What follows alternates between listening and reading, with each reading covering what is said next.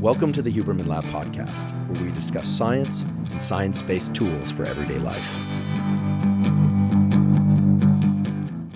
I'm Andrew Huberman, and I'm a professor of neurobiology and ophthalmology at Stanford School of Medicine.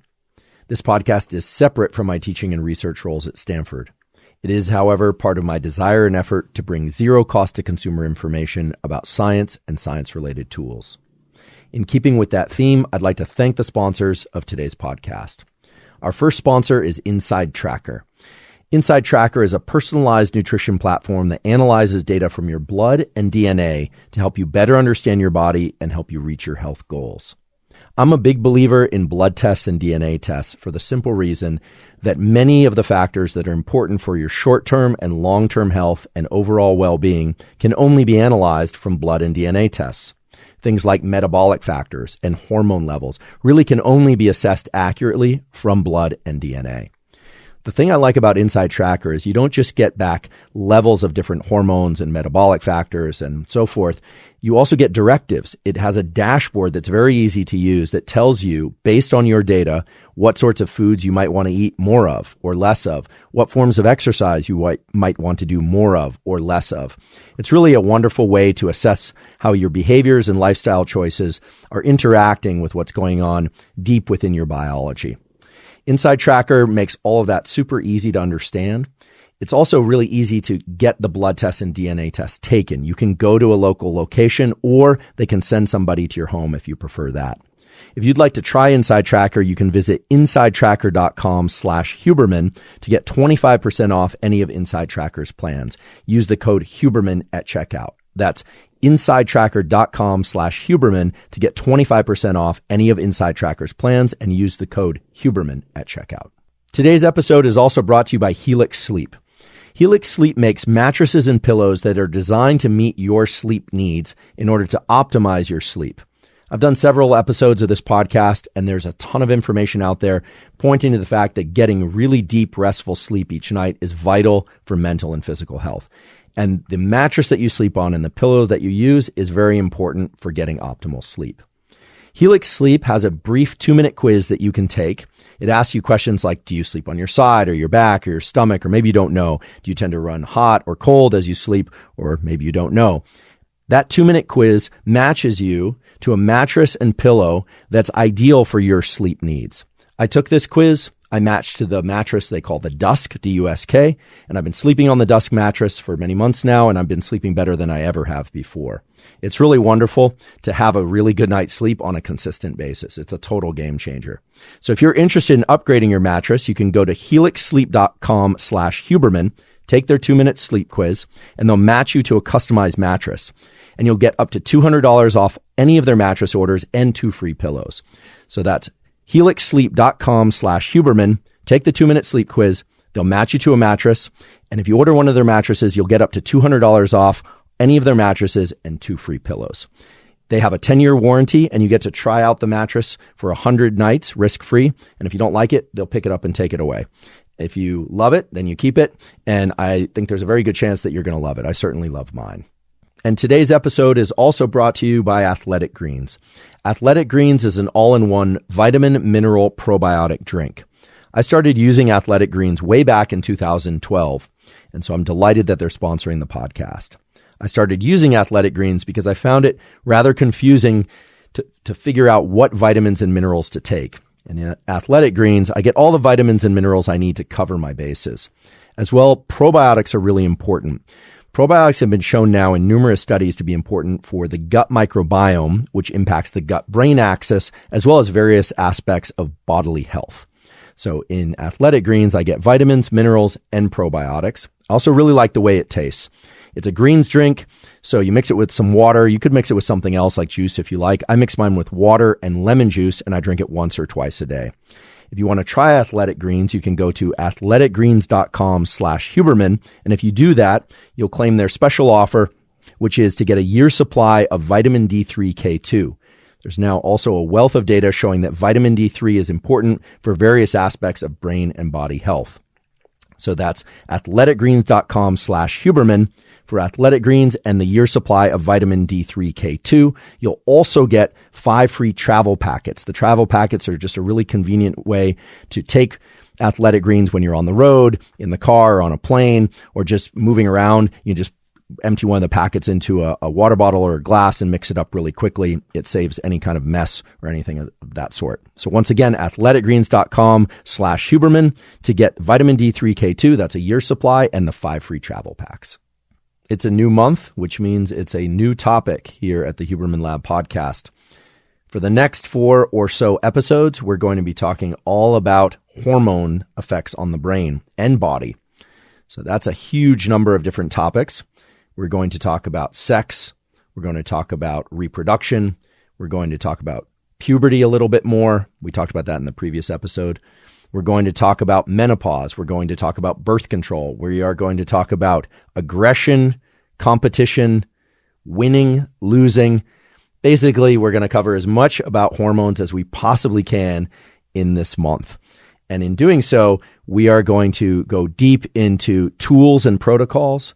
We are also going to talk about a lot of tools that relate to things that you might not want to do in order to optimize hormone health, regardless of stage of life or your goals, etc. So it's sure to be a month rich with discussion, rich with tools, and you're going to learn a lot of neuroscience and endocrinology. There's actually a field of neuroendocrinology. It's actually where I started my graduate work. I did a master's in it, which is only to say that I love the topic. I have a lot of friends that work on this topic, many of whom I've consulted for these episodes, and I'm really excited to share the information with you. Before we dive into today's episode, all about emotions and sex, I want to just have a few announcements that are designed to point you to some useful resources. Last episode, talking about the science of emotions and relationships, I mentioned the Mood Meter app. The Mood Meter app was developed by people out at Yale University who study the biology and psychology of emotions. It's a really wonderful app. However, many of you quickly told me that the Mood Meter app isn't available in your area. You went to the link we posted and it just was saying not available in your area. The situation was actually a lot worse than that. The situation was that when we recorded the episode, the Mood Meter app was working. I know because I downloaded a fresh copy of it to my phone.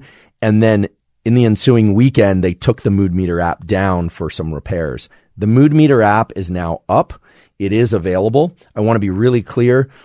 It's not an app I'm affiliated with. I'm just mentioning it to you. They don't know me. I know them, but they don't know me. So we don't have any kind of business relationship. They do charge 99 cents for the app. I think the free version has disappeared in the last year or so. So that's Mood Meter app. We'll provide the link again, and the link should be working. Hopefully they won't take it down again in between this announcement and the release of this episode. I also just want to take a step back for a moment and talk a little bit about the logic of how to make the most of the information on the Huberman Lab podcast. I tend to throw out a lot of information about a given topic. Many of you have pointed out, however, that I don't cover certain things. And once again, I'll just say the goal is always to be accurate, but there's no way I can be exhaustive. There's no way I can cover everything for a particular topic. The good news is we have time. My goal, at least in the first year of the Huberman Lab podcast, is to give you a basis, a foundation in these different topics of neuroplasticity, focus, sleep, hormones, etc. And of course, to provide tools along the way. We are going to host guests. I've actually started recording with some of these guests already. And even those episodes will include a little what we call primer, a little description of the basics of a given topic so that you can get more information from those topics. My goal really is to educate you in these topics, give you a foundation in these topics, and allow you to start exploring them here in the episodes with our future guests, but also in other podcasts and books and other sources of information. So for those of you that are saying it's too much information, I just encourage you to remind yourself that you have a pause button. You can return to it. Everything's timestamped. For those of you who feel it's not enough information, I'm not covering enough, just know that this is just the beginning. We intend to do this for a very long time, and we will be thorough over time. So thanks for your patience, and please be patient with yourselves. There's no reason why you have to digest all the information in one swoop. The other thing is that I've been told both that I speak too fast and speak too slow. So there's a wonderful solution to this. If I speak too fast or too slow, you can adjust the speed in YouTube. If you're listening in a different format, I think you also can adjust the speed of playback. So that's something that wouldn't be possible in the classroom, but you may find useful. And then last but not least, I want to point people again to this NSDR, non-sleep deep rest protocol, that the folks over at Made For have put out as a free resource. It does, as many of you pointed out, bear resemblance to things like yoga nidra, other forms of meditation. But what we've done is we've stripped out intentions or any kind of the verbiage related to what some people might perceive as kind of related to the yogic community or specific to kind of new agey type techniques. Not because we don't like yoga nidra. In fact, I've done yoga nidra daily for almost the last 8 years of my life. I love yoga nidra, but sometimes the complicated language can be a separator and can discourage people from taking on these protocols that are extremely useful. So NSDR is intentionally generic. It's designed to bring you into a state of deep relaxation through a combination of breathing and body scan. There's the YouTube script over at Made For, which is linked in the caption. And many people find that they prefer that to scripts like Yoga Nidra scripts where they're doing intentions and they're hearing a lot of unusual language around the process. This is just very basic, and I hope you'll enjoy it. And if you prefer the more typical Yoga Nidra scripts, then go with those. There are many of them available on the internet and elsewhere. And last but not least, I want to point out that all our episodes now are subtitled both in English and in Spanish. So for those of you that prefer to digest this information in Spanish, that's now available to you in the subtitles. Today, we're going to talk about the science of sex, in particular, sexual differentiation. Now, that's a complicated topic because sex is both an adjective, a noun, and a verb, depending on the context.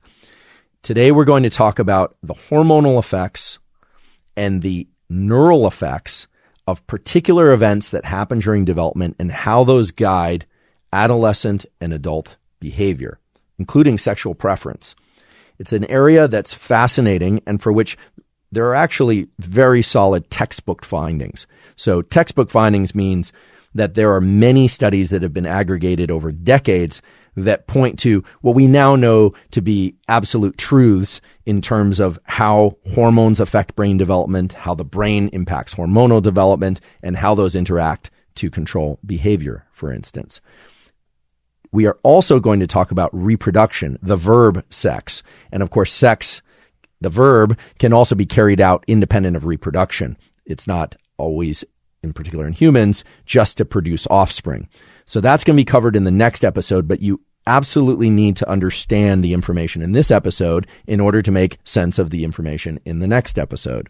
So today we're going to explore hormones, what they are, how they work, what leads to masculinization or feminization of the brain and body. I'll just throw out one really interesting fact that perhaps most of you didn't realize, that hormones have direct effects on the body. Most people know that because there are hormone differences and sex differences in bodies in terms of genitalia and body hair, distribution of body hair, etc. But there are also effects of hormones on the brain directly. And believe it or not, there are also effects on the spinal cord, on the neurons and structures within the spinal cord that impact in a very direct way what sorts of behaviors are possible. So it's a fascinating area. You might notice I'm going to go a little bit more slowly through this topic than I normally do. I want to be extremely careful with my language. Some of these topics, some of you may be thinking, are extremely sensitive, right? And of course, any discussion about sex and reproduction is a sensitive one, but today we're just talking about the biology. We're not getting into the cultural constraints or the cultural dialogue. What we're trying to do today is really get to the biology, the physiology, the endocrinology, and the behavior. So let's start by talking about what hormones are, just to remind you, and what they do. Hormones, by definition, are a substance, a chemical that's released in one area of the body, typically from something we call a gland, although they can also be released from neurons, but they're released often from glands that travel and have effects both on that gland, but also on other organs and tissues in the body. And that differentiates hormones from things like neurotransmitters, which tend to act more locally. So that's important. A hormone is a substance secreted at one location in the body, travels, and has impact on things elsewhere in the body. Examples of tissues that produce hormones would be the thyroid, the testes, the ovaries, etc. And then, of course, there are areas of the brain like the hypothalamus and the pituitary, which are closely related to one another and release hormones that cause the release of yet other hormones out in the body. So we're going to cover all this. If you don't know anything about endocrinology, you're still going to be able to understand today's discussion. And we're going to start with a discussion about what hormones actually do to create this thing that we call masculinization or feminization. So let's start with development. Sperm meets egg. Everything that happens before that is a topic of the next episode. But sperm meets egg. This is mammalian reproduction. And that egg starts to duplicate. It starts to make more of itself. It makes more cells. And eventually some of those cells become skin. Some of those cells become brain. Some of those cells become muscle. Some of those cells become fingers. All the stuff that makes up the brain and body plan. In addition, there are hormones that come both from the mother and from the developing baby, the developing fetus, that impact whether or not the brain will be what they call organized masculine or organized feminine. And as I say this, I want you to try and discard with the cultural connotations or your psychological connotations of what masculinization and feminization are, because we're only centering on the biology. So typically, people have either two X chromosomes, and the traditional language around that is that person is female, right? Or an X chromosome and a Y chromosome, and that person will become male. Now, it's not always the case. There are cases where it's XXY, where there are two X chromosomes plus a Y chromosome. There are also cases where it's XYY, where there are two Y chromosomes. And these have important biological and psychological impacts. So the first thing we need to establish is that there is something called chromosomal sex. Whether or not there are two X chromosomes or an X and Y chromosome is what we call chromosomal sex. But the next stage of separating out the sexes is what we call gonadal sex. Typically, not always, but typically, if somebody has testes for their gonads, we think of them as male. And if somebody has ovaries, we think of them as female. Although that's not always the case either. But let's just explore the transition from chromosomal sex to gonadal sex, because it's a fascinating one that we all went through in some form or another.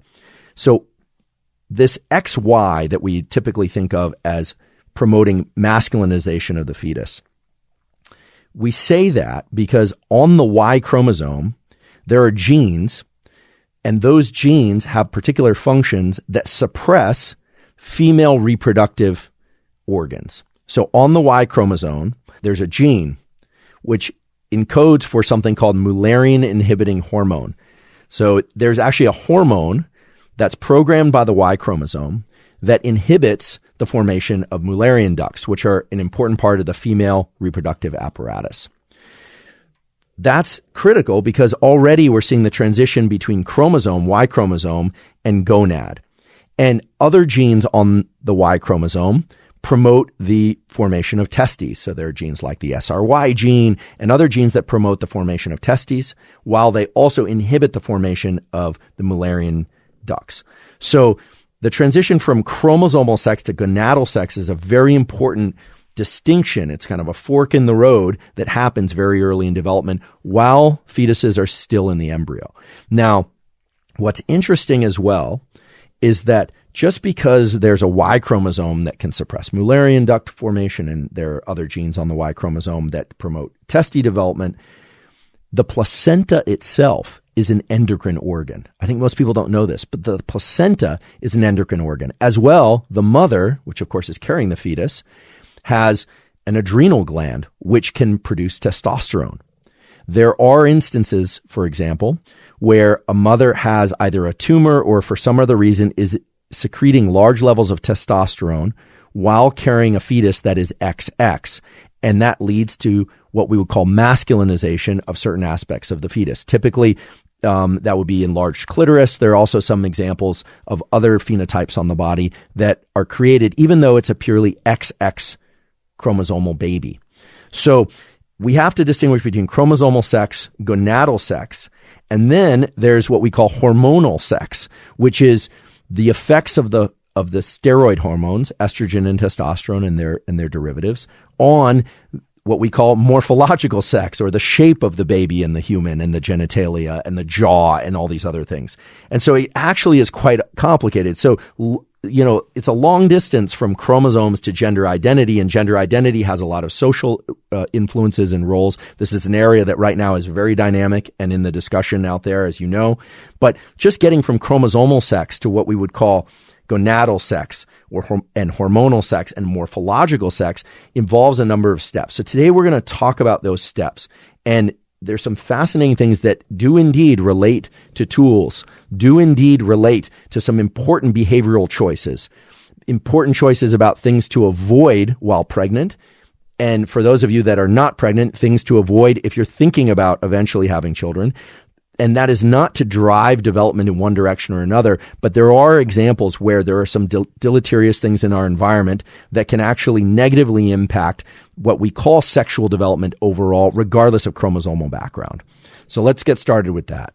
Let's talk a little bit more about what hormones do. Hormones generally have two categories of effects. They can either be very fast or they can be very slow. There are hormones like cortisol and adrenaline, which act very fast. Adrenaline can increase your heart rate very fast when it's secreted into the body. Cortisol can be a little bit slower, but it also can have some very fast effects. And then there are hormones like testosterone and estrogen, which we refer to as the sex steroid hormones. The sex steroid hormones can have quick effects through signaling, meaning they can attach to cells and make those cells do different things. They can have actually quite quick effects on the brain. A lot of people don't know this, but there are some very fast effects of estrogen and testosterone, as well as long-term effects. These molecules, for those of you that are interested, are what are called lipophilic, which just means that they like fatty stuff. They can actually pass through fatty membranes. And because the outside of cells, as well as what's called the nuclear envelope, where all the DNA contents and stuff are stuffed inside, are made of lipid, of fat, these steroid hormones can actually travel into cells and then get into basically interact with the DNA of cells in order to control gene expression. So they can change the sorts of things that cells will become, and they can change the way that cells function in a long-term way. And that's actually how the presence of these genes like SRY and Mullerian inhibiting hormone lead to reductions or elimination, I should say, of things like the Mullerian ducts, and promote instead what's called in males the Wolffian ducts, or promote the development of testes rather than ovaries. So all you need to know is that hormones have short-term and long-term effects, and the long-term effects are actually related to their effects on genes and how those genes are expressed or repressed, not in order to prevent them from having particular proteins made. So these hormones, these steroid hormones, are exceedingly powerful. And if we're going to have a discussion about masculinization or feminization, etc., you also need to think about the counterpart. It's not just about masculinizing the body or feminizing the body and brain. It's also about demasculinizing the brain in many cases as a normal biological function of typically of XX females. And defeminization, the suppression of certain pathways that are related to feminization of the body and brain. But there are some really fascinating twists in this story. So I've just thrown a lot of biology at you, but this is where it all starts to get incredibly surprising. You would think that it's straightforward, right? You have a Y chromosome, you suppress the female reproductive pathway like the Mullerian ducts, you promote the development of testes, and then testes make testosterone, and then it organizes the brain male, and it wants to do male-like things, and then in females you get estrogen, and it wants to do female-like things, and air quotes here for all of this. And it turns out that isn't how it works at all. Here's where it's interesting. We have to understand that there are effects of these hormones, testosterone and estrogen, on what are called primary sexual characteristics, which are the ones that you're born with, secondary sexual characteristics, which are the ones that show up in puberty, and these are happening in the brain and body and spinal cord. And so I'm going to disentangle all this for you by giving you some examples. First, let's talk about the development of primary sexual characteristics, the ones that show up at birth.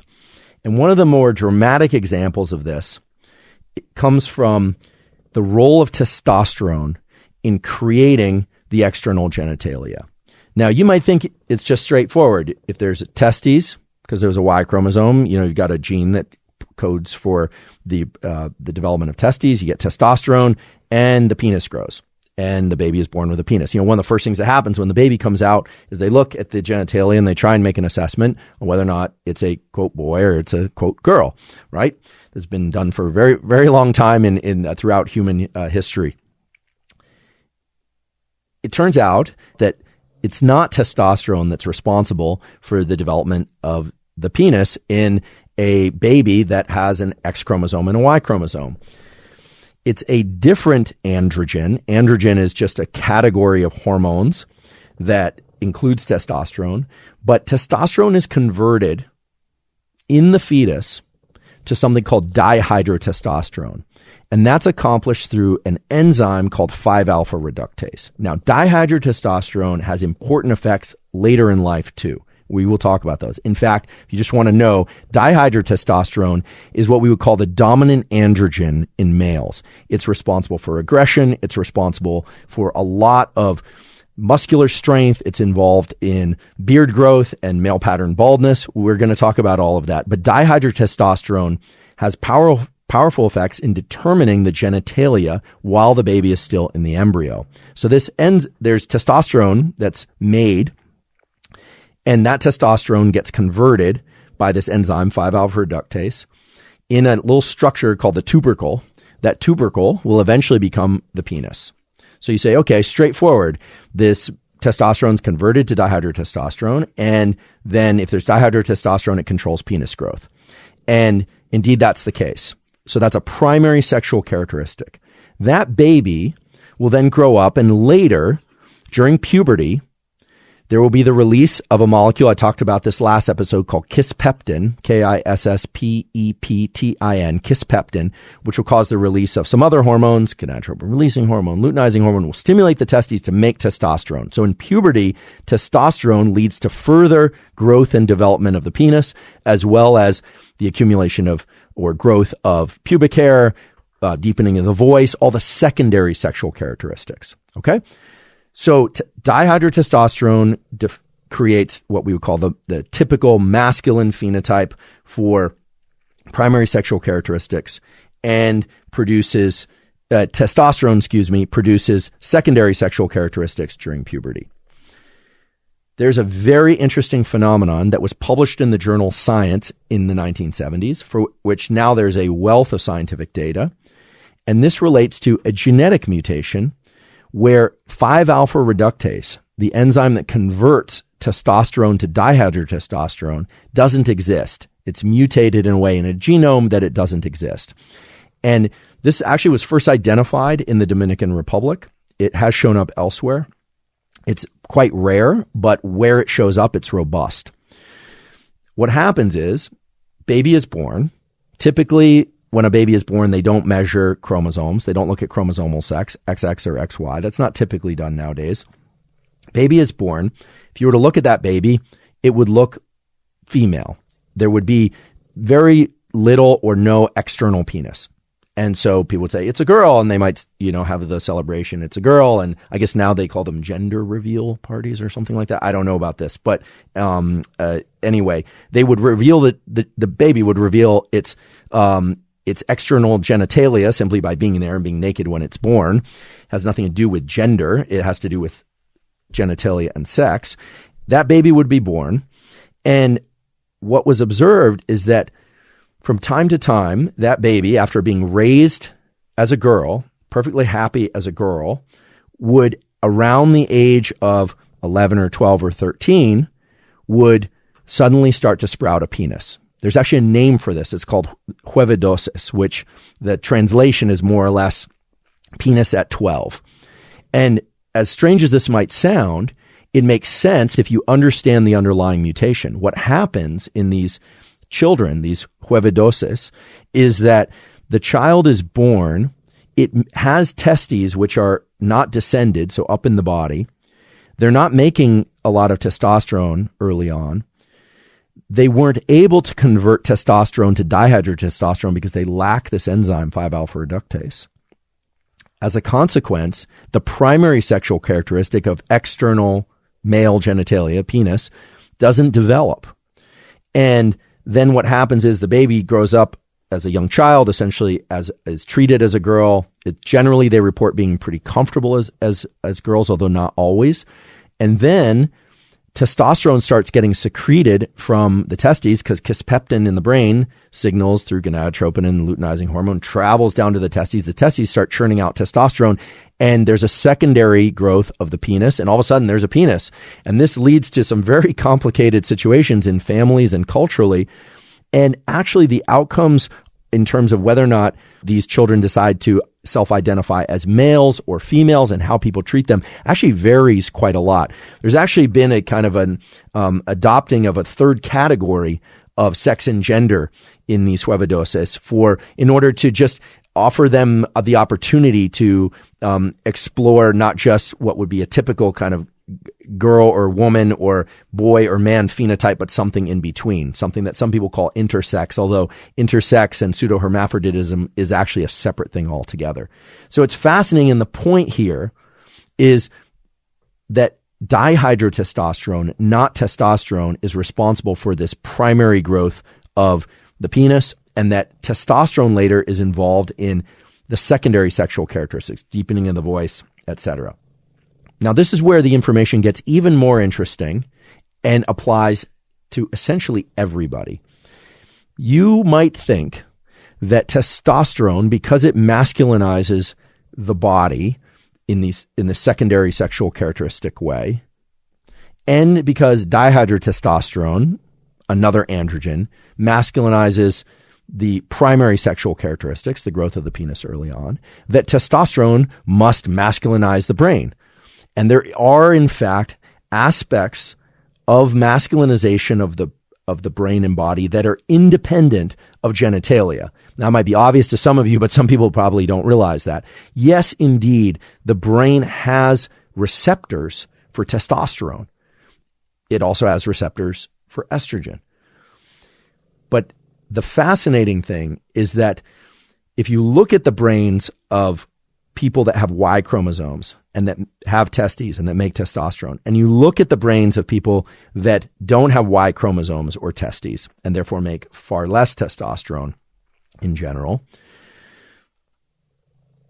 what you realize is that the cells in the brain that differ between what I'll call males and females, but between XY and XX, have receptors for testosterone, but the masculinization of the brain is not accomplished by testosterone. I want to repeat this. The masculinization of the brain is not accomplished by testosterone. It is accomplished by estrogen. Testosterone can be converted into estrogen by an enzyme called aromatase.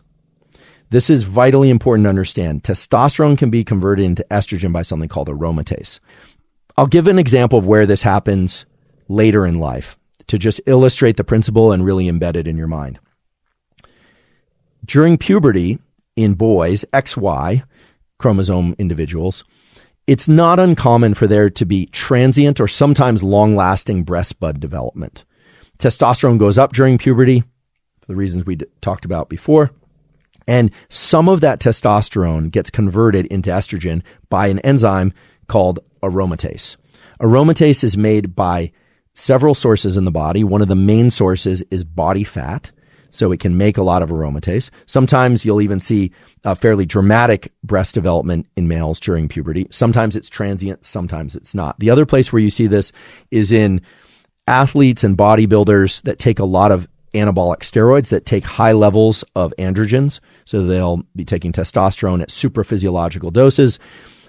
Sometimes, not always, they will convert some of that testosterone into estrogen, and they'll get what's called gynecomastia, which is the development of male breast tissue. Sometimes they'll get it cut out surgically. Other times they'll start trying to take estrogen blockers in order to try and suppress it, or they'll try and block prolactin. It's a topic that we're going to get into in more detail. But What's important here is to understand that testosterone can be converted into estrogen by aromatase. Aromatase is not just made in body fat. There are neurons in the brain that make aromatase and convert testosterone into estrogen, and it is testosterone converted into estrogen. In other words, it's estrogen that masculinizes the XY individual, that masculinizes the brain.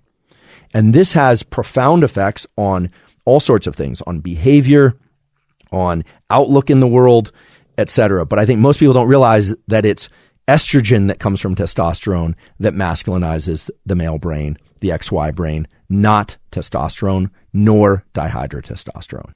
So I just want to mention some tools. You might be asking yourself, how could tools possibly come up at this stage of the conversation where we're talking about sexual development and we're talking about the differentiation of tissues in the body? Well, this is true both for children and parents and adults. I want to emphasize that there are things that are environmental and there are things that people use that in their homes sometimes that actually can impact hormone levels and can impact sexual development in fairly profound ways. And I want to be very clear, this is not me pulling from some rare journal. I've never heard of it. This is pulling from textbooks. In particular, today I'm guiding a lot of the conversation on work that on behavioral endocrinology. This is a book by Randy Nelson and Lance Krigfield, true experts in the field. I'm going to talk about some of the work from Tyrone Hayes from UC Berkeley about environmental toxins and their impacts on some of these things like testosterone and estrogen. I'm going to touch into them. I'm going to give some anecdotal evidence that's grounded in studies, which we will provide in the caption, or that I'll reference here. One of those that's actually really interesting, but helps illustrate the principle that we've been talking about is a few years ago, there was a lot of excitement about evening primrose oil. Evening primrose oil is in a lot of products that typically are associated with skin beauty and skin health. And so I'm generalizing here, but typically it was mothers or sisters that were using it.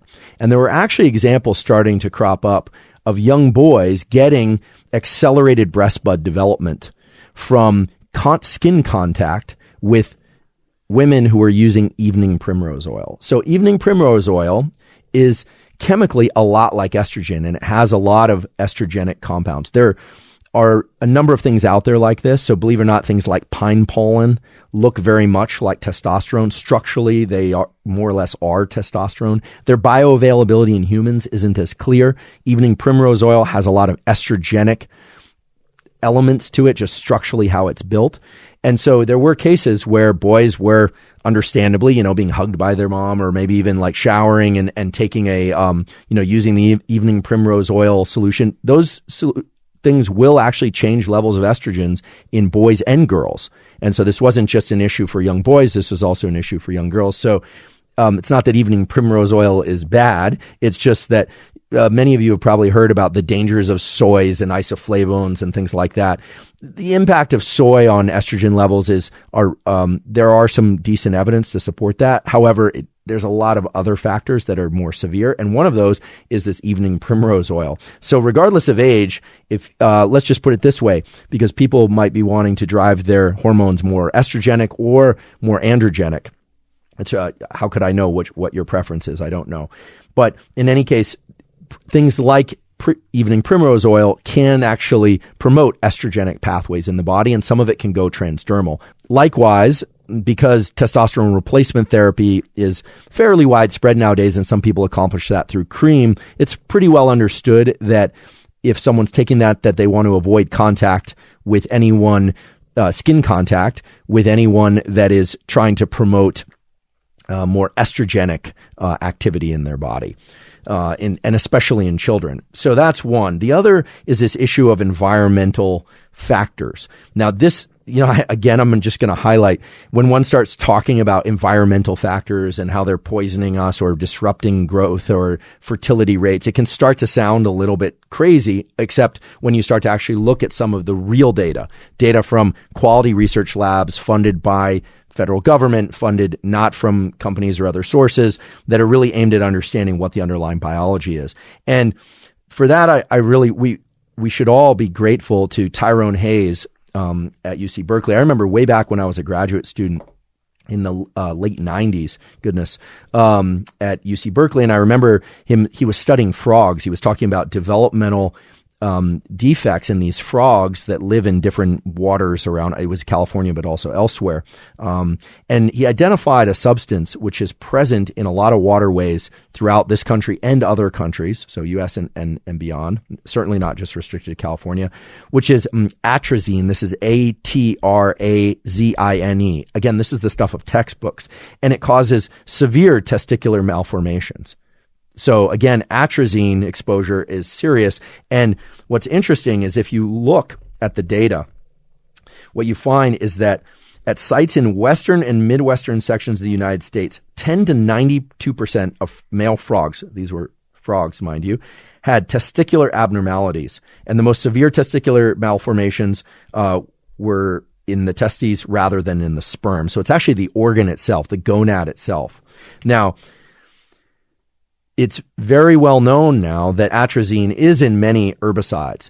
And so, whereas I would say in the 80s and 90s, the discussion around, herbicides and their negative effects was considered kind of like hippy dippy stuff, or the stuff you hear about at, your local community markets and these kind of new agey communities. Now there's very solid data from federally funded labs at major universities that have been peer reviewed and published in excellent journals, showing that indeed many of these herbicides can have negative effects, primarily by impacting the ratios of these hormones in either the mothers or in the testes, altering the testes of the fathers, or direct effects on developing young animals and potentially humans. And so you ask, well, what about humans?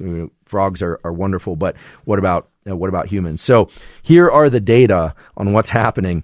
This isn't all going to be scary stuff. We're also going to talk about tools to ameliorate and offset some of these effects.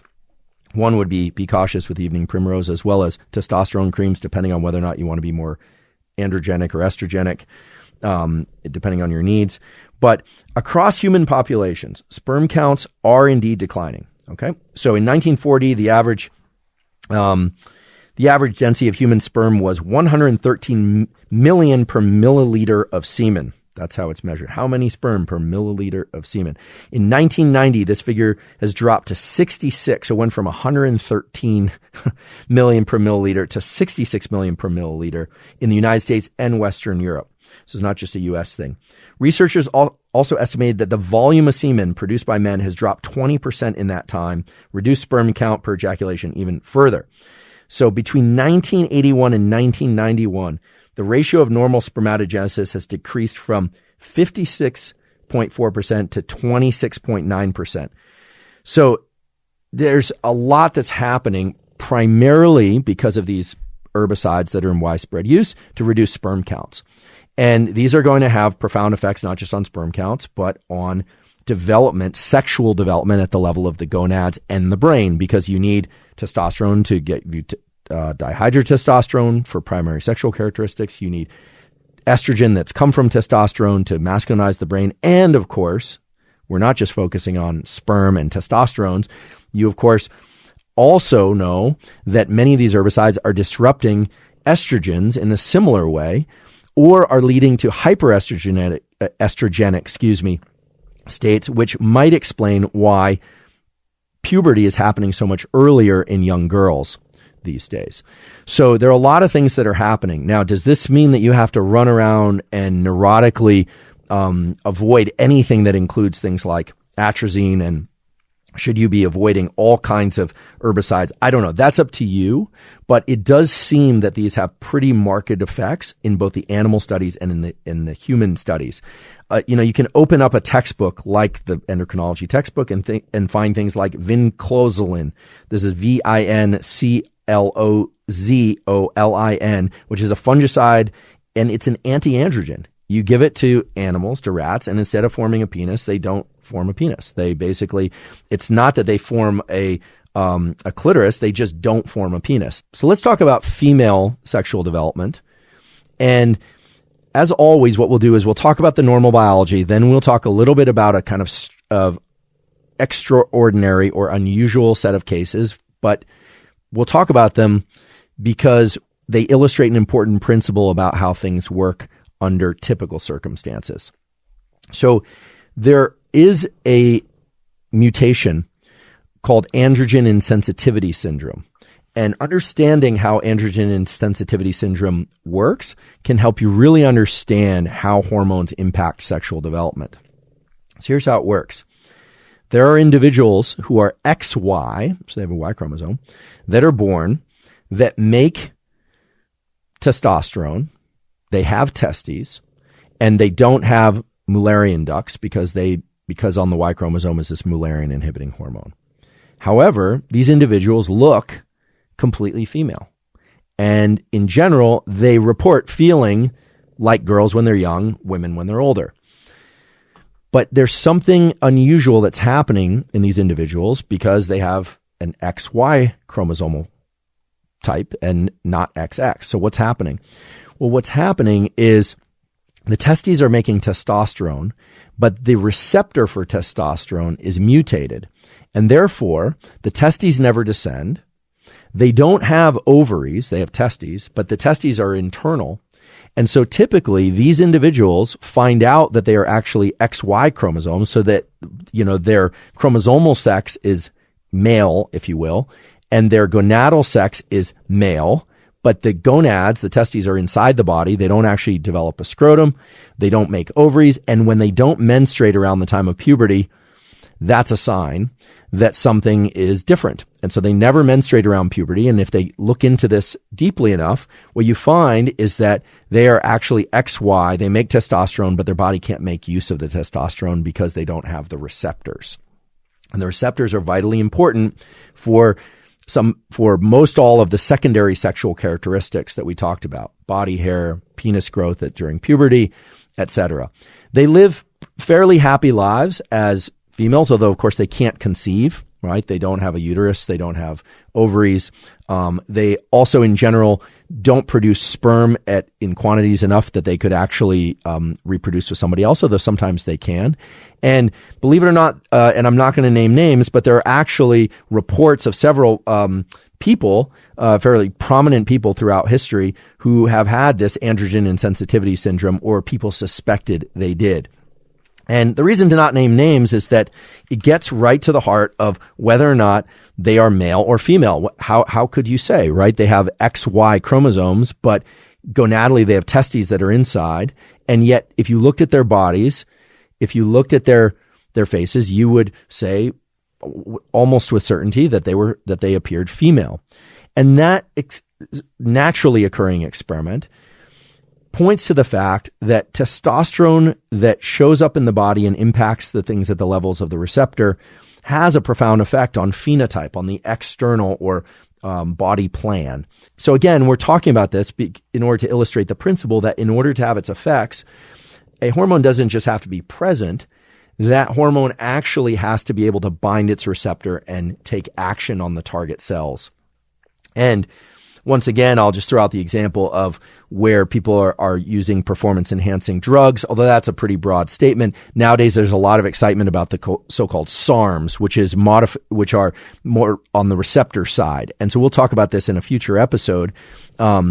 And I just say that as a teaser because the SARMs and what's happening right now in augmenting sports performance, both with testosterone directly, but also testosterone derivatives, and then also altering things at the level of the receptor, is exceedingly interesting and is revealing to us the many ways in which hormones can impact brain and body in ways that we didn't suspect. Perhaps the simplest way to understand how estrogen and testosterone impact masculinization or feminization of the brain and behavior is from a statement. It's actually the closing sentence of an abstract that my colleague Nirav Shah at Stanford School of Medicine published, which is that estrogen, again, it's estrogen that is aromatized from testosterone by aromatase, sets up the masculine repertoire of sexual and, in animals and in humans, territorial behaviors. So it sets up the circuitry in the brain. Estrogen does that. Estrogen sets up the masculine circuitry in the brain. And testosterone is then what controls the display of those behaviors later in life. And I find that incredibly interesting. You would think it was just testosterone did one thing and estrogen did another, but it turns out that nature is far more interesting than that. Okay, so what are some things that impact sexual development early in life and later in life? Let's talk about cannabis. Let's talk about alcohol. And dare I say, let's talk about cell phones. Something that I never thought I would ever do, either in this podcast or in the classroom. But these days, there are really interesting data, and I think you should be aware of them. First of all, cannabis, marijuana, THC. I realize that there are now a lot of different variants on this. There are a lot of different strains of cannabis. I personally am not a pot smoker. It's just not for me. I'm not talking about the moral or legal implications. You know, in some states it's decriminalized, in other places it's really illegal, in other places it's basically legal. You have to check, where you live and understand the laws. That's not what this is about. What we do know, however, is that with the exception of one study, there are many studies that point to the fact that THC and other things in cannabis promote significant increases in aromatase activity. Now, pot smokers aren't going to like this, especially male pot smokers aren't going to like this, but it's the reality. Remember, what you're hearing in the background is Costello snoring really loud. Should we put him on screen? He's not a cannabis smoker, but you can imagine why. Here, come here, Costello. Come here, buddy. Come here. He's asleep. Come here. He might come here. There you go. This dog definitely does not need cannabis. This is his state for most of the time. He is highly he's asleep still. So some of you have asked to see Costello. If you're just listening on audio, maybe he'll give us okay, we're going to let him get back to sleep. He's always here. Some of you have asked to see him. Costello's not a pot smoker either. He did have a dog sitter that was a pot smoker years ago. It was his favorite dog sitter, but I'm not a pot smoker. Again, no judgment, but here's the deal. That cannabis, and it's not clear if it's THC itself or other elements in the marijuana plant, promote aromatase activity. Now, this has been observed anecdotally where pot smokers have a higher incidence of developing something I mentioned before, gynecomastia, breast bud development, or full-blown breast development in males. There may be some women who want to increase their estrogenic activity. Remember, females make testosterone. It comes from the adrenals, right? They don't have testes, so it comes from the adrenals. And that testosterone can also be aromatized, although typically most of the aromatase activity that we're referring to in these examples is in males. So testosterone can increase estrogenic activity. So you might say, therefore, does testosterone reduce sexual behavior? Does it create all sorts of things that are related to low testosterone? Not necessarily. And here's why. Estrogen itself in males and females is important for things like libido and sexual behavior. I'm going to repeat that. If estrogen is too low in males, it can actually inhibit libido and sexual behavior. So you don't want estrogen too high or too low, whether or not you're male or female. Now, of course, in females, estrogen levels tend to be higher than in males. I'm speaking very generally here. You just think back to the chromosomal sex. That's what I'm referring to when I say male or female, although there's nuance there, of course. In females, the testosterone that comes from the adrenals has a powerful effect on libido and desire to reproduce. And in the next episode, we're going to talk about how that works in its relationship to birth control, its relationship to menopause. We're also going to talk about how that whole thing works in males as well. But cannabis and other aspects of the marijuana plant can impact levels of testosterone and estrogen by increasing aromatase. And so people should be aware of that. As well, there are good data. I was able to find several studies on PubMed pointing to the fact that smoking marijuana during pregnancy can shift the pattern of hormones in the developing fetus such that it promotes more estrogenic outcomes. Now, earlier I said that estrogen is what masculinizes the male brain. In utero, that's true. But the way that cannabis seems to work, at least from the studies I was able to identify, is that it promotes circulating estrogen in the body and therefore can counteract some of the masculinizing effects of things like testosterone and dihydrotestosterone on primary and secondary sexual characteristics. So I mention this because, I think nowadays marijuana use is far more widespread, and certainly during puberty, it can have profound effects on these hormonal systems. And so we'll do another episode that goes really deep into this. But yes, cannabis promotes estrogenic activity by increasing aromatase. Most everyone can appreciate that drinking during pregnancy is not good for the developing fetus. Fetal alcohol syndrome is a well-established negative outcome of pregnancy, and it's something that there are cognitive effects that are really bad. There's actually physical malformation, etc. So drinking during pregnancy, not good. Probably drinking during puberty, not good either, because alcohol, in particular, certain things like beer, but other grain alcohols, can increase estrogenic activity. Now, this isn't just about protecting young boys from estrogenic activity. It's also protecting girls from excessive or even hypoestrogenic effects of alcohol in puberty. Now, many teenagers drink, college students drink, and it's important to point out that puberty doesn't start on one day and end on another day.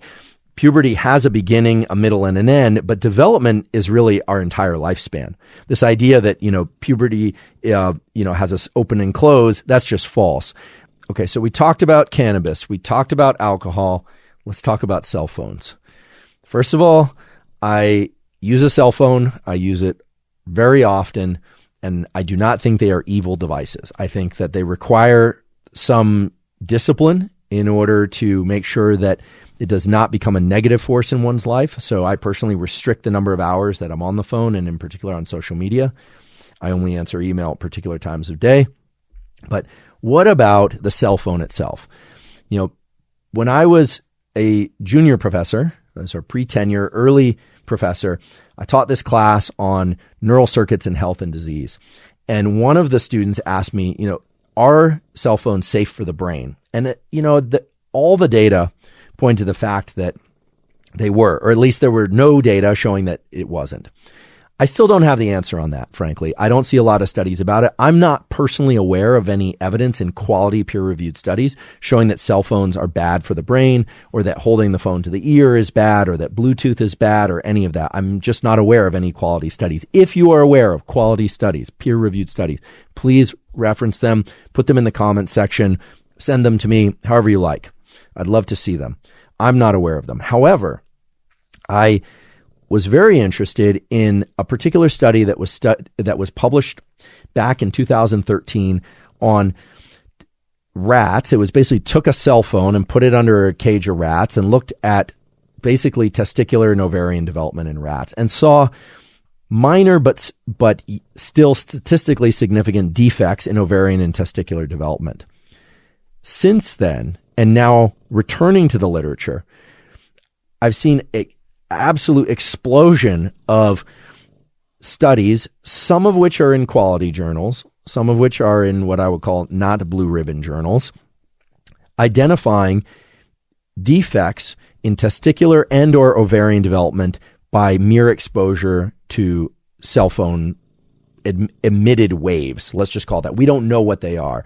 And this sounds almost crazy, right? Anytime somebody starts talking about EMFs and things like that, you kind of worry, like, is this person okay? But look, the literature are pointing in a direction where chronic exposure of the gonads to cell phones could be creating serious issues in terms of the health at the cellular level and in terms of the output. So the output for the testes would be sperm production. Swimming speed in sperm is an important feature of sperm health.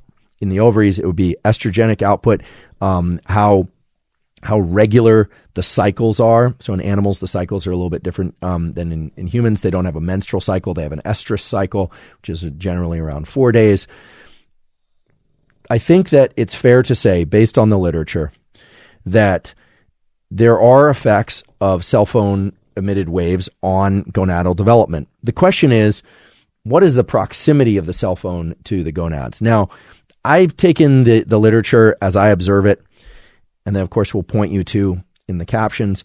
And I don't like to have my cell phone on and in my pocket. I'm well past puberty, but nonetheless, some of these effects were seen in adult animals. There are effects now that have been demonstrated in humans, so let's just talk about a couple of those effects. So a paper published in the journal Clinical Biochemistry from Eskander et al. Looked at hormone profiles in people based on proximity to their phone and frequency of phone use, where they stored their phone on their body, as well as proximity of where they lived to, I guess they're called these radio frequency towers, so the base stations. And they were looking at effects of radio frequency radiation, RFR, on human hormone profiles.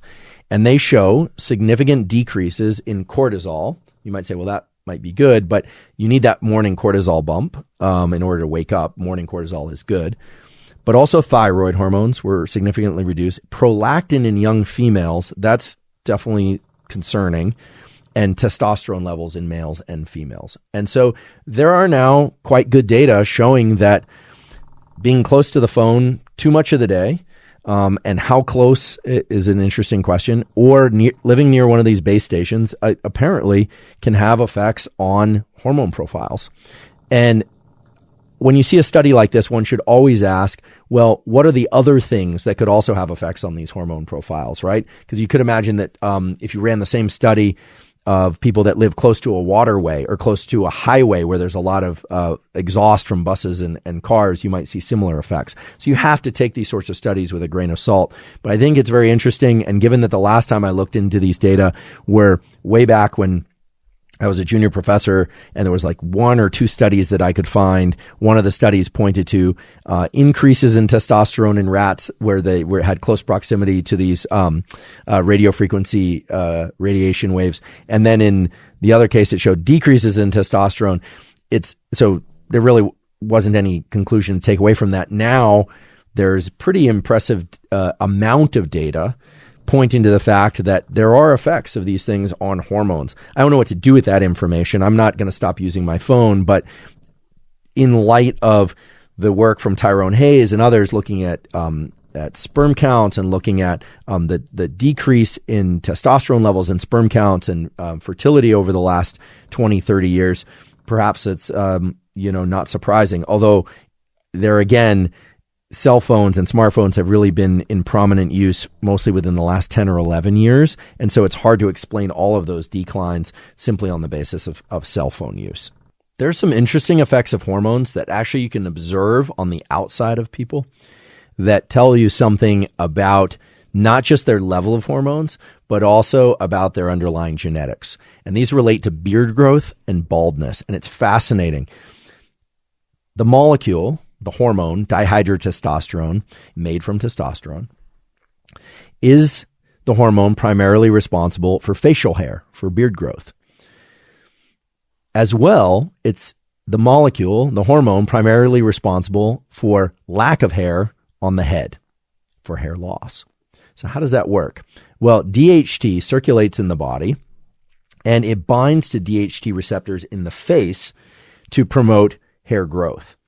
But it binds to DHT receptors on the scalp to promote hair loss. Not incidentally, the drugs that are designed to prevent hair loss are 5-alpha reductase inhibitors. So remember 5-alpha reductase from the huevadosis? Well, the people that discovered the huevadosis went on to do a lot of research on the underlying biochemistry of this really interesting molecule, dihydrotestosterone. They identified 5-alpha reductase, and 5-alpha reductase inhibitors are the basis of most of the anti-hair loss treatments that are out there. And so there's some interesting things here. First of all, the side effect profiles of those treatments for hair loss are quite severe in many individuals. Remember, DHT is the primary androgen for libido, for strength and connective tissue repair, for aggression, even if that aggression, of course, is held in check, but just sort of ambition and aggression is related to dopamine. But within the testosterone pathway, less so pure testosterone, although pure testosterone has its effects, but DHT is, at least in primate species, including humans, is the dominant androgen for most of those sorts of effects. And if you look at somebody, everyone can predict whether or not they're going to go bald based on looking at we're always taught our mother's father. So if your mother's father was bald, there's a higher probability that you're going to go bald. The pattern of DHT receptors on the scalp will dictate whether or not you're going to go bald everywhere or just in the front, or so-called crown type baldness.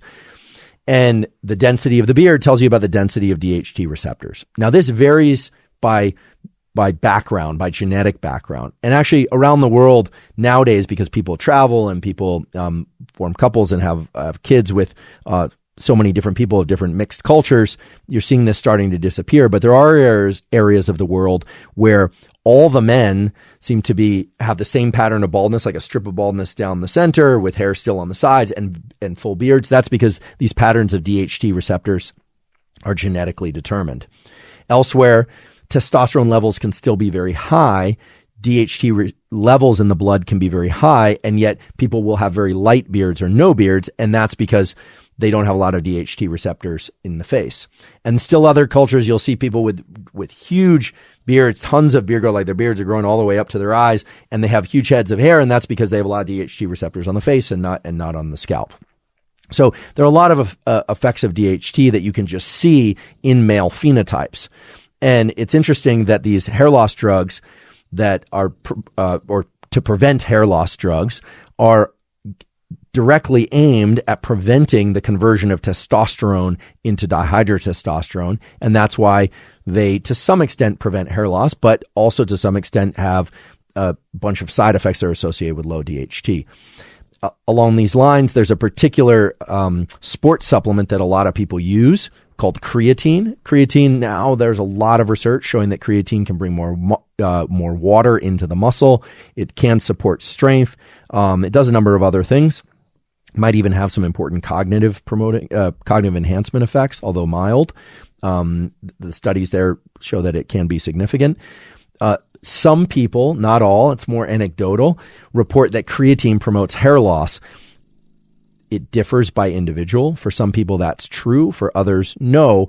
But yes, it does appear, based on the studies I was able to find on PubMed, that creatine does promote 5-alpha reductase activity, and therefore the conversion of testosterone into dihydrotestosterone. And so it makes sense that it might promote some degree of hair loss as well as beard growth, as well as the other effects of DHT.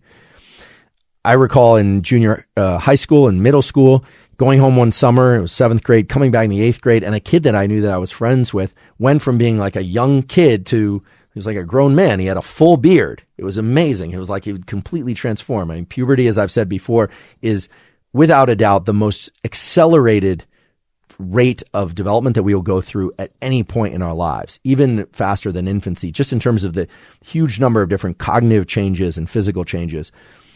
Not surprisingly, that same individual was mostly or bald by his early 20s. And that's because he must have had just exceedingly high levels of DHT. I also played soccer with this kid, and he was basically like dribbling past everybody. It was like a grown man playing soccer with a bunch of little kids. Full beard, bald at 20. And so the rate of maturation, the rate of aging is very interesting. It's hard to know rate of aging. There's some genetic tests that now can allow you to do that, things like Horvath clocks and things of that sort. Beautiful work of David Sinclair at Harvard and others has pointed to this. The speed of entry and exit from puberty might be, I'm putting it out there as a hypothesis, might be an interesting window into how fast one is going through their aging or developmental arc, because development, of course, doesn't just start at birth and end after puberty. It continues your entire life. So I think it's interesting. You will often see that people, boys and girls, I should say boys or girls, will develop secondary sexual characteristics at different rates. And sometimes it's sequential. You might see a kid she'll grow very tall, or she'll have a big growth spurt, but then breast development will come a little bit later, and then other features will come a little bit later. You can also see this in boys. The person that I referred to earlier, my friend that developed full beard, went bald. He was also quite muscular. He was a great athlete.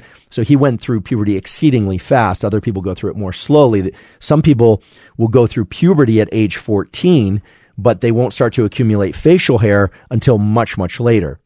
Or their voice will change first very early, and then they won't get the other secondary sexual characteristics until much later. And so we don't really know how that impacts or relates to overall trajectory or rate of aging, but it's an interesting thing to think about for each and every one of us.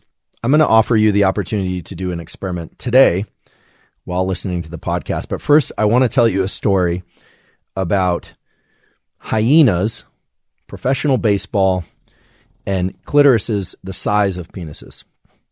So when I was a graduate student at UC Berkeley, we had a professor in our department, phenomenal scientist named Steve Glickman. Steve Glickman had a colony of hyenas, spotted hyenas, that lived within caged enclosures, of course, in Tilden Park behind the UC Berkeley campus. The enclosures are actually still there. I run past there fairly often. The hyenas are no longer there. This was a federally funded field station. These animals were brought over from Africa or were bred there. And the reason why there were hyenas in Tilden Park, enclosed in Tilden Park, was because hyenas exhibit an incredible feature to their body, their hormones, and their social structure.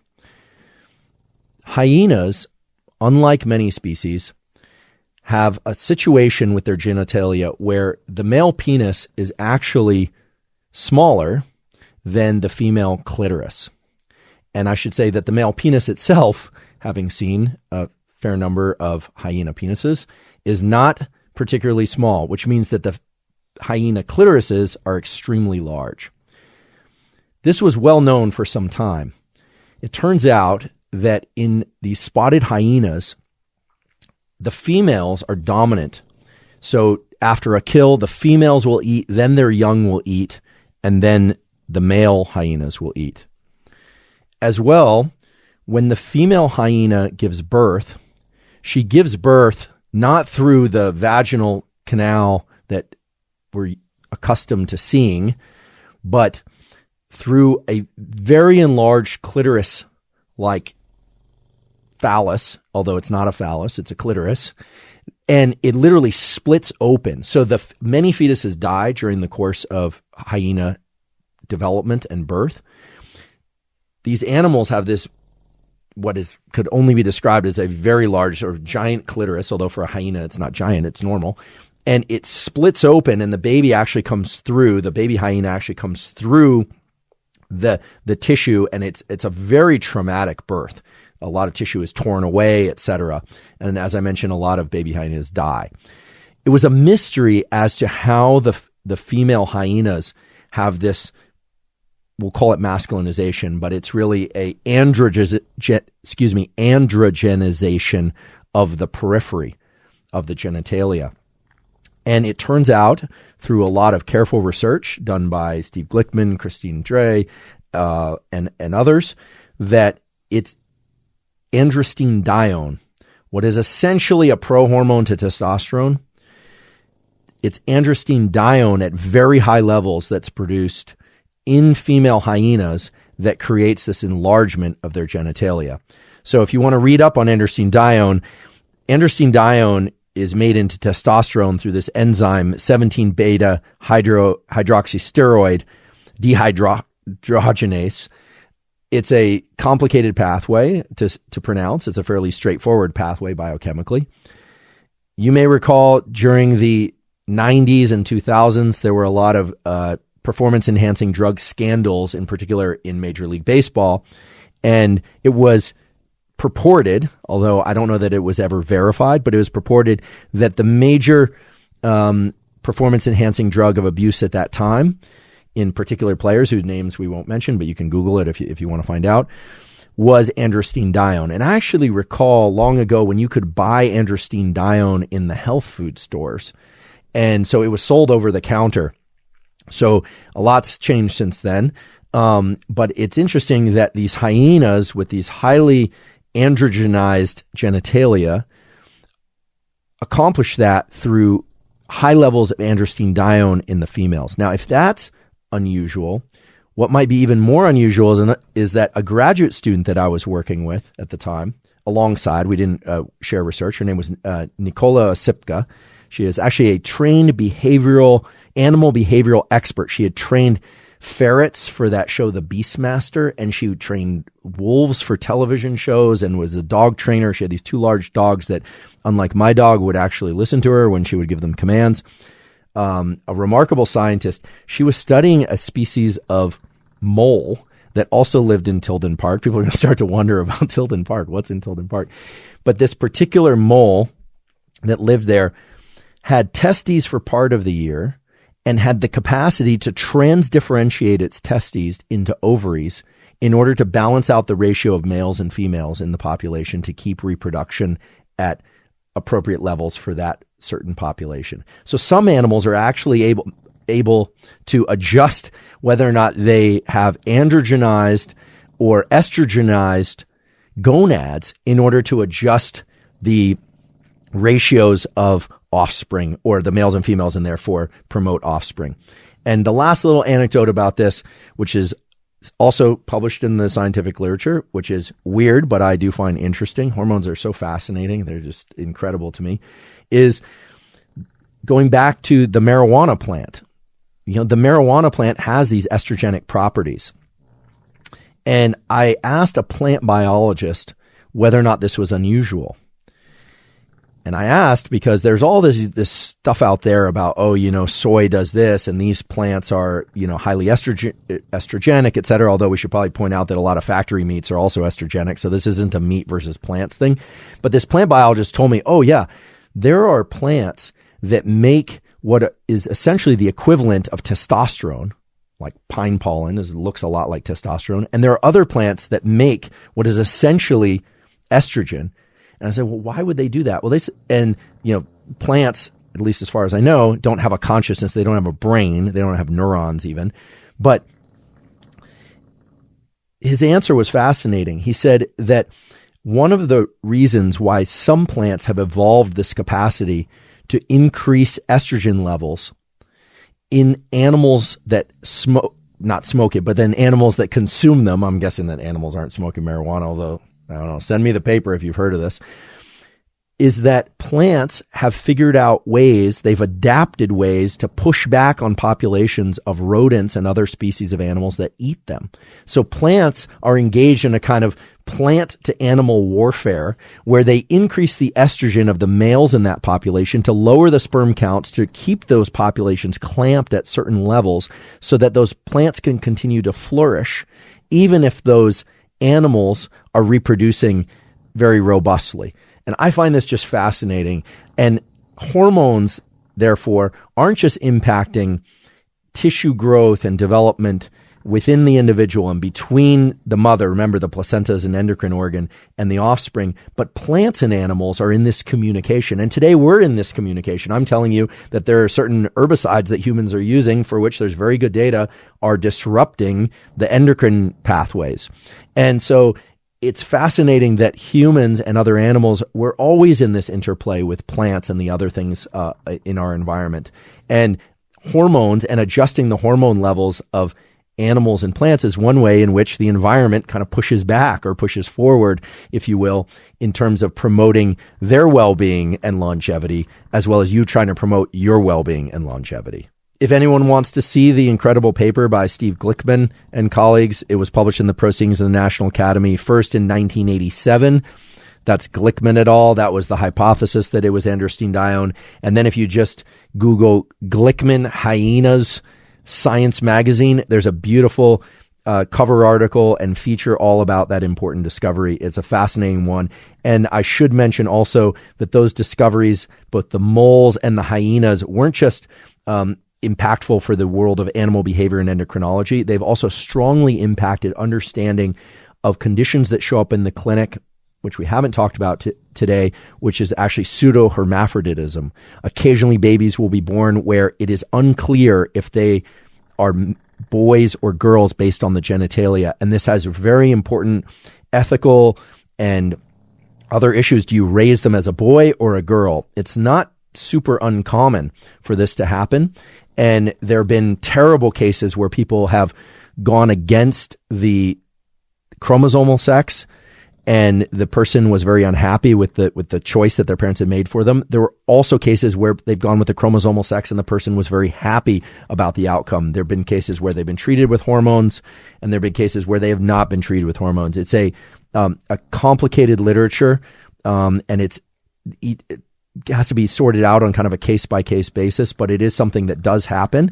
And the studies on androstenedione in hyenas and in these very interesting moles, pseudohermaphroditic moles that live in Tilden Park, have impacted not just the science, but the therapeutics around those important issues. So now, last but not least, I want to discuss the effects of hormones while you and I were separately in utero, and the effects that had on who we are, who we select as mates, so mate choice, sexual preference, and all other aspects of what you would call sexual development. Now, this is something that's gotten a lot of popular press, and it has to do with how exposure to androgens in particular, while we were in utero, impacted whether or not people report as homosexual, heterosexual, identify as male or female. I'm very familiar with this work because I was a graduate student in the department that first published this work, and I'm an author on the paper. I was not the main driver of the work, but I was involved in the work, and I certainly know the people that did this work. First, it starts with a story. There was a researcher who's still going now. His name is Dennis McFadden. I believe he was at UT Austin back then. And he was studying the auditory system. And people would come into his clinic and he would, or his laboratory, and he would look at hearing, and he would explore different aspects of what they call the psychophysics of hearing and understanding hearing thresholds and frequency thresholds. And he made several observations. And those observations were that young males tended to have what are called autoacoustic emissions more often than young females did. Autoacoustic emissions, as the name suggests, are the ears actually making sounds. Now, these sounds have to be picked up by a special apparatus because they can hear into that frequency, but it turns out that your ears don't just take sound waves and convert them into these things this thing we call hearing, but they also, in some cases, make sound. So your ears are making sounds. Strange, right? So it turns out that there's a sex difference in autoacoustic emissions. Turns out also that people that self-report as lesbians, they also have autoacoustic emissions significantly more than females that don't self-report as lesbian. And Dennis noticed this and published this, and it was an important discovery because it was one of the first discoveries that pointed to the fact that there are sex differences in biology that are independent of sex. I mean, this is hearing and autoacoustic emissions. And just to really illustrate what the former problem was and why this study was so important, a lot of people had explored, for instance, whether or not homosexuals had lower testosterone, for instance, in males. And actually, the result often was the opposite, that gay men or men that self-report as gay often had much higher testosterone. And those studies then became controversial because people said, well, sexual behavior can relate to testosterone, et cetera. And so it became very controversial. And then there were some studies that attempted to look at the equivalent phenomenon in people that self-report as lesbian or self-report as heterosexual. And so it became very complicated. But this was an identification of a phenomenon, autoacoustic emissions, that was independent of anything that had to do with sexual or even social behavior. 1998 rolls around, and I'm a graduate student at UC Berkeley, and a guy by the name of Mark Breedlove, kind of an ironic name given that he worked and still works on sexual dimorphism in the brain and in the spinal cord and nervous system. And Mark, who's a phenomenal scientist, comes running down the hall I'll never forget this. And he said, give me your hands. I was like, he's like, give me your hands. And he pulls out a ruler and he starts measuring my fingers. And he takes down a couple measurements and then he goes away. And I'm like, what was that? Well, I was in a course that Mark was teaching at that point. And soon after, we did a study that Mark directed, exploring the finger length ratios, and I'll explain what those are, of males and females and people that self-reported as homosexual or heterosexual. So let's just get to the basic, what we'll call sex differences first. These are averages. I want to point out, anytime you get into this kind of topic, people are, assume it's causal, but it's not causal. These are averages that I'm about to report. It is the case that the ratio of what's called the D2 to D4 digit. So the D2 is your index finger. So your thumb is D1, then D2 would be your index finger that you would point with. Middle finger is D3, which you whatever with. And then D4 is the so-called ring finger. Okay, and D5 is the pinky.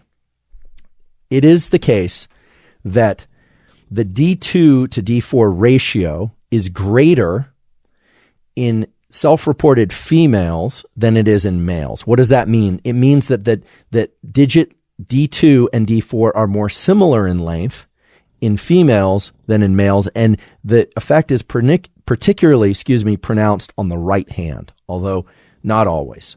Okay? And it does not have to do with handedness. This D2 to D4 difference has to be measured correctly. You can't just look at somebody's hands and say, their ring finger and index finger are very similar, and therefore they are female or they were exposed to very little testosterone in utero. You can't look at somebody and see that their index finger is much shorter than their ring finger and say, they must have been exposed to a lot of androgen. You have to actually measure it, and you have to measure it correctly. You have to measure it from the base of the finger where there's that first crease all the way to the tip, past the, you can't include the fingernails if you're growing fingernails. We'll be logical here, folks. So you can't normally see it from the back of the hand. Although, I don't know if this will show up here, but if you look at the back of the hand, sometimes you can see it. In my case, for instance, let me see if I can do this. So my D4 is a little bit longer than my D2.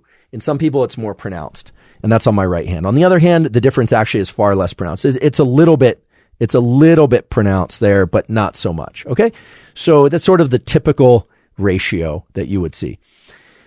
Turns out that in mice and in humans, the more androgen that you were exposed to in utero, the smaller the D4, D2 ratio, meaning that the ring finger tends to be slightly longer than the pointer finger. And in females, because they're exposed to less androgen in utero, typically, then those fingers tend to be more equal in length. And these are subtle differences, and these are averages. I invite you to look up the paper. This was published in Nature in 2000, and it's been replicated 6 times. Now, here's where it gets even more interesting and potentially precarious, so we're going to step cautiously here. If you look at the finger length ratios of men that self-report as homosexual, they have either the typical male pattern of D2 to D4 ratio or a hypermasculinized D4 to D2 ratio. Now, this can't be something that's established or modified by behavior. This has to be something that was established in utero. And in fact, it's present at birth. Okay, so it completely divorces the interactions between hormones and behavior. And that's an important theme that we've been talking about, and we're going to talk about even more next episode, is that hormones impact behavior, but behavior also impact hormones. But this is a case of hormones impacting what really should be considered a primary sexual characteristic, because it doesn't show up in puberty. It shows up before puberty. It's actually established in utero. And in people that self-reported lesbians, and I remember going out there and collecting these data with the collaborators on this work. Again, I wasn't the main driver on the work, but I participated in some of the analysis. People that self-report as lesbians also tend to have a smaller D2 to D4 ratio. So this is consistent with the autoacoustic emission study that Dennis McFadden had published, and it points to the fact that early exposure to androgens may have an impact not just on androgenization of the body plan, but also separately on sexual preference.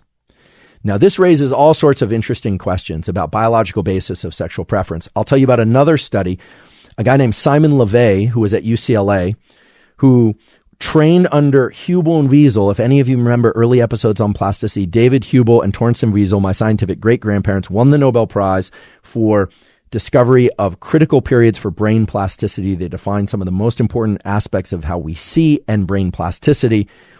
Simon LeVay trained with them, and then Simon went on to discover that in the brains of people that self-report homosexual, there is a brain difference.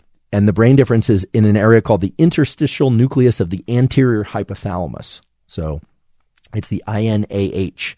And so there are published reports. That was published in Science.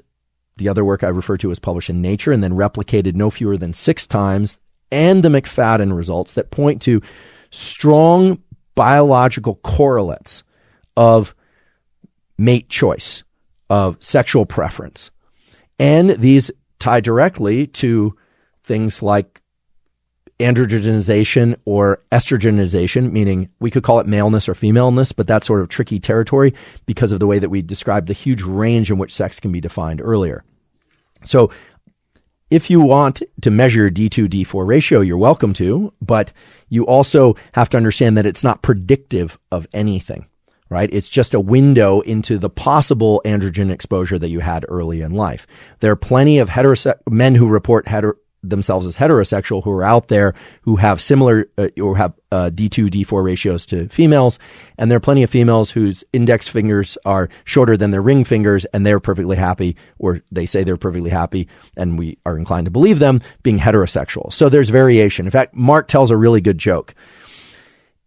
If you want to know whether or not somebody is homosexual or heterosexual, simply look at their hands, look at their D2, D4 ratio, and guess heterosexual, and you'll be right 96% of the time. Because 96% of the time, people report themselves as heterosexual. On average, those numbers might be changing. So the joke really is a joke on science because that falls within the realm of statistical significance, and yet it really illustrates the fact that none of this is causal. But it's nonetheless very interesting because it means that hormones are organizing the brain early in development in ways that can potentially impact same or opposite sex partner choice later in life. Now, of course, there are other things that can impact opposite sex or same sex partner choice later in life. The study did not look at people who reported bisexual.